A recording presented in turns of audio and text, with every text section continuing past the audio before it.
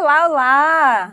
Voltamos com mais uma aula daquela muito legal de correção das atividades de fixação, não é isso? Então vocês fizeram o estudo, responderam as atividades e agora é a hora de checar para ver como é que ficou aí o resultado. Vamos lá?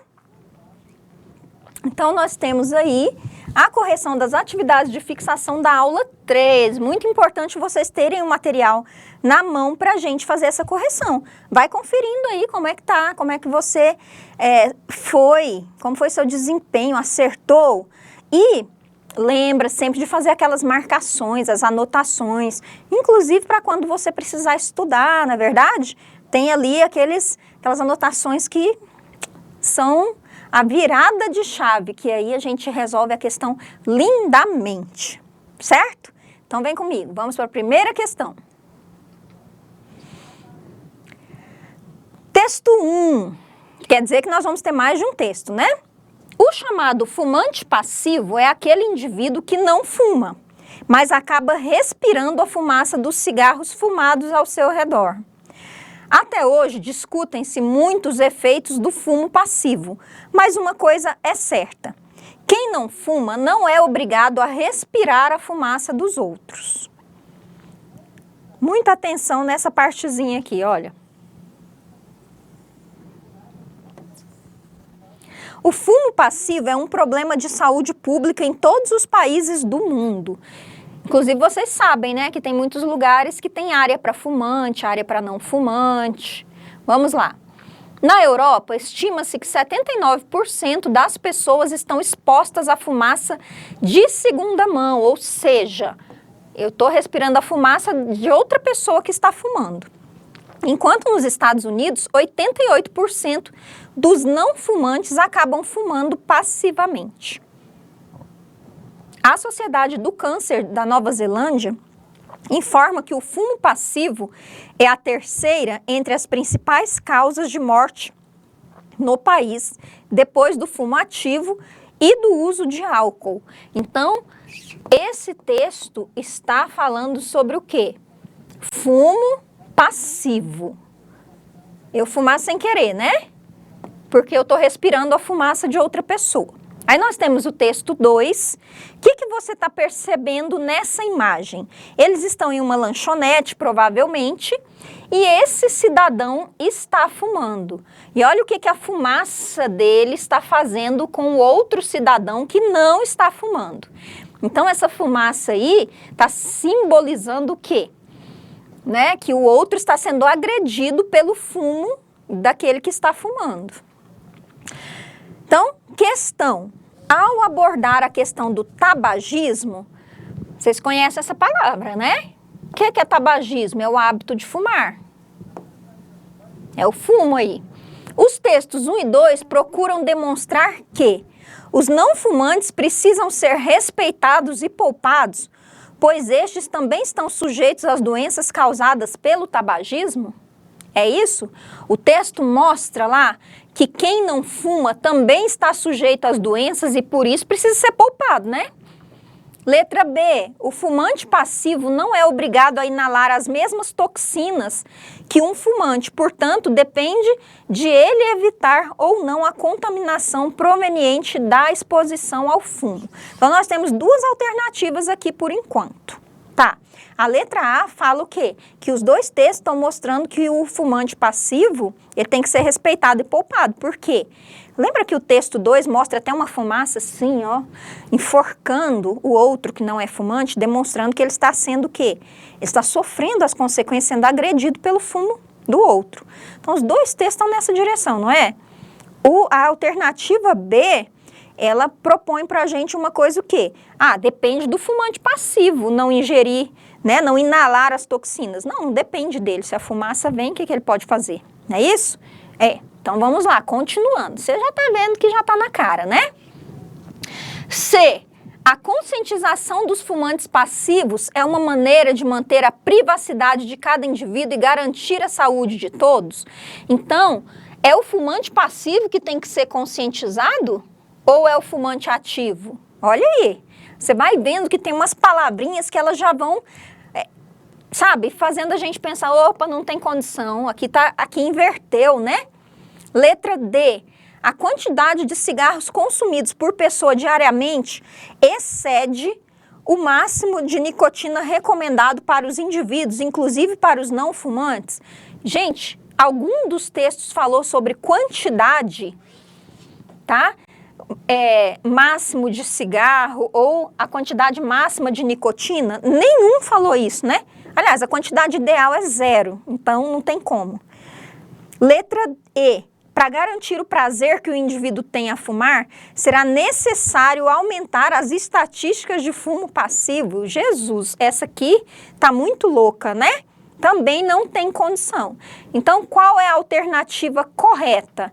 A alternativa é que os não fumantes, eles precisam ser respeitados e poupados. Eu não fumo, eu não sou obrigada a respeitar a fumaça do outro que fuma, porque a fumaça, ela vai trazer as toxinas e vai me fazer mal. Eu sou obrigada a adoecer por causa do vício do outro? Não, não sou.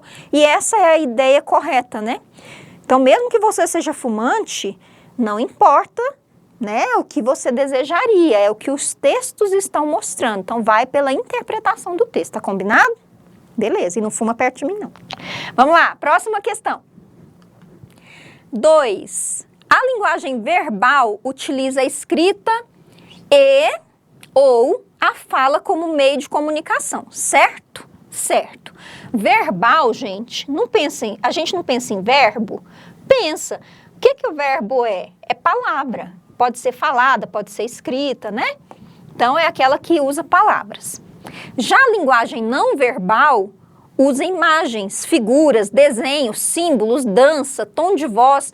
Tudo que não é palavra é a linguagem não verbal. Sobre as linguagens verbal e não verbal, assinale a alternativa correta. Vamos lá.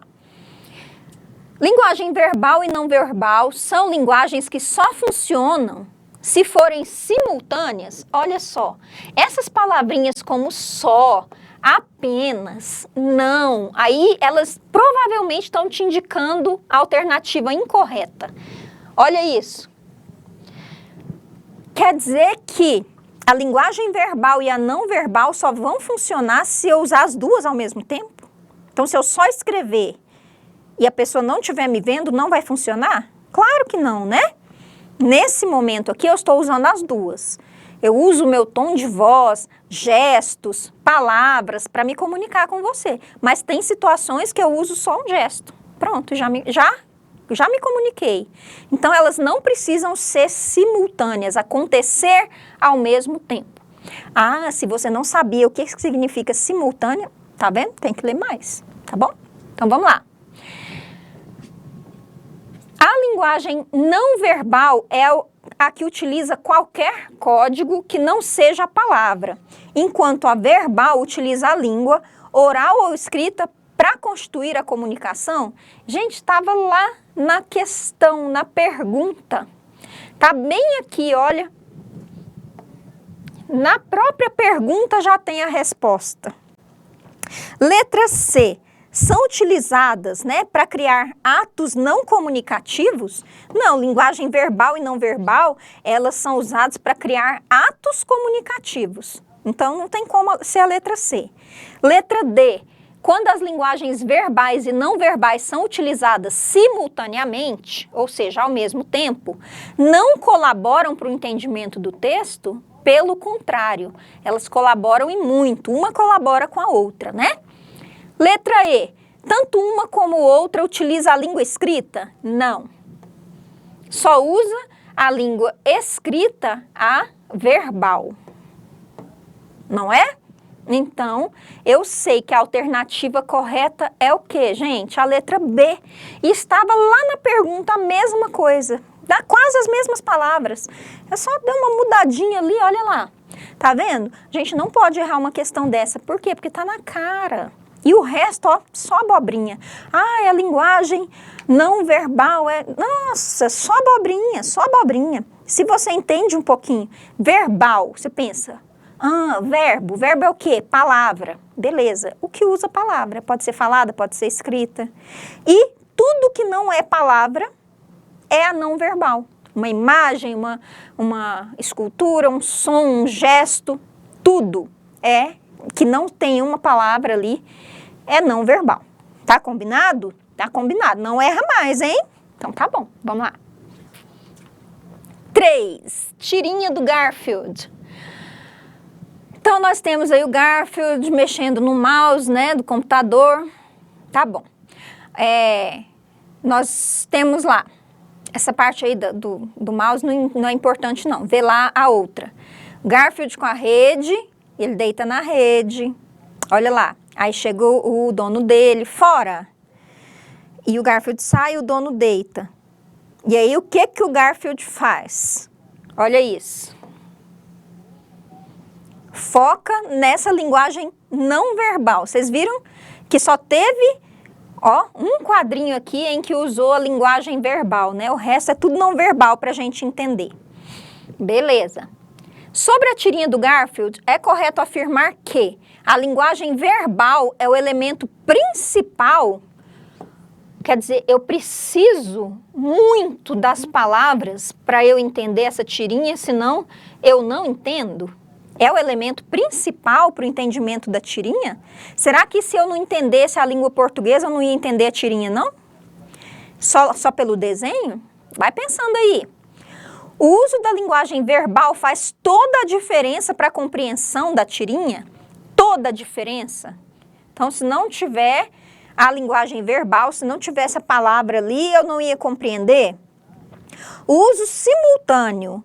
O que é simultâneo? Ao mesmo tempo, das linguagens verbal e não verbal, colabora para o entendimento da tirinha? Opa! No caso de questões como essas, né, ou situações como tirinha, é muito importante a combinação das duas, né? Letra D, a sequência cronológica. O que é isso, gente? Do tempo. A sequência do tempo em que as coisas vão acontecendo, dos fatos relatados nas imagens, não influencia a compreensão da tirinha? É claro que influencia, que se eu mudo os quadrinhos de lugar, pronto, bagunçou tudo, eu não entendo a história. E a linguagem verbal é utilizada para dificultar o entendimento da linguagem não verbal? Claro que não. A linguagem verbal, né, a palavra ali, foi para facilitar o nosso entendimento. Então, qual é a alternativa? Que as duas linguagens, quando nós temos uma tirinha, elas colaboram para a compreensão. Então, qual é a alternativa? Eu esqueci. Qual que é? O uso da linguagem verbal, o uso simultâneo, né? Letra C aqui, ó. Justamente. O uso das duas. Uma colabora com a outra. E aí, a nossa compreensão fica mais correta. Então, vamos para a questão 4 agora, tá certo? Tá acompanhando? Tá entendendo? Nesse tipo de questão que tem tirinha, observa bem o desenho e observa o texto também. Mas, muitas vezes, o desenho, ele tem toda a sacada, assim. E principalmente a graça da tirinha, né? É isso aí. Então, vamos lá para a questão 4. Veja a imagem abaixo, a imagem de um outdoor, né? Festival de Teatro de Curitiba. Não adianta fugir. Então, é de um banco, né, que você conhece aí, conhecido. Que tipo de linguagem encontramos no anúncio do banco? Que tipo de linguagem nós temos? Nós temos imagem? Se nós temos imagem, foto ou desenho, no caso, foto, né? É a linguagem o quê? Não verbal. Se nós temos palavras, nós temos a linguagem verbal. E aí? Bom, agora ficou fácil, né? Volta lá. É linguagem gramatical? Epa, a gente não está estudando linguagem gramatical. O que seria uma linguagem gramatical? Seria a verbal, né? A letra B, tem verbal e não verbal? Opa, tem sim. É só linguagem não verbal? Claro que não. A placa acima não é considerada texto? É considerada texto sim, tá bom? E é só verbal? Não, não é só verbal, é linguagem mista. Olha só, quando nós estamos falando de língua portuguesa, tudo que é suporte da questão que você precisa analisar é texto, mesmo que não tenha uma palavra. Se for só uma imagem, um desenho só, e tiver pergunta sobre isso, o texto é o desenho, tá bom? Então, o texto não precisa necessariamente ter palavras, tá combinado? Porque a gente aprende, principalmente quando a gente é mais jovem, que o texto é aquilo que está escrito, né? Mas às vezes está escrito de uma outra forma, por meio de imagens, por exemplo, certo? Então, se eu faço assim para você, isso é um texto, está comunicando, combinado? Beleza, então vamos para a última questão. Nós temos aí uma charge, né? Juventude digital. Olha, mãe, um Twitter. Olha, por quê? Ele viu um passarinho azulzinho e ele lembrou do quê, né, gente? O menino aí. A gente percebe que ele é uma criança, um jovem. Escolha uma opção. Essa charge aí tá trazendo um contraste entre a juventude atual e a juventude digital? Não. No caso aqui, a juventude atual é também essa juventude que vive nessa era digital, que nasceu nessa era digital, não é? Então aqui, você tá vendo, não é contraste, não tá mostrando essa diferença. Pronto, eu sei que não é essa. Letra B, a dependência digital da juventude atual através da linguagem mista. O que é a linguagem mista? Verbal e não verbal. Tem as duas coisas lá na charge? Tem. Tem imagem e tem palavra. Opa! E tá mostrando essa dependência digital? Tá mostrando, né? Que o garoto, tudo que ele vê, ele associa o quê? Com a sua experiência digital. Ele não tem a noção da vida real, assim. Letra C. O analfabetismo digital através da linguagem verbal. Primeiro que nós sabemos que não é só linguagem verbal. E não está mostrando analfabetismo digital. Pelo contrário, a gente vê que o menino está bem inserido no universo digital, né? Letra D. Um alerta à responsabilidade com o meio, embora se viva na era digital. Gente, está falando de alguma responsabilidade aqui em relação ao meio ambiente? A tirinha é sobre isso? Claro que não. Não tem nada a ver, né? E letra E, a alienação da juventude através da linguagem não verbal. Só tem linguagem não verbal lá? Não. Se não, aqui ó, se fosse só alienação da juventude, tivesse outra coisa, podia ser correta. Mas como fala não verbal e eu sei que tem as duas, então está muito clara qual é a alternativa correta. Molezinha, não é? Esse conteúdo é muito bom, é muito fácil, não tem como a gente errar, eu tenho certeza que você acertou tudo, não é verdade? Beleza! Então, muito bem, parabéns e a gente se vê por aí.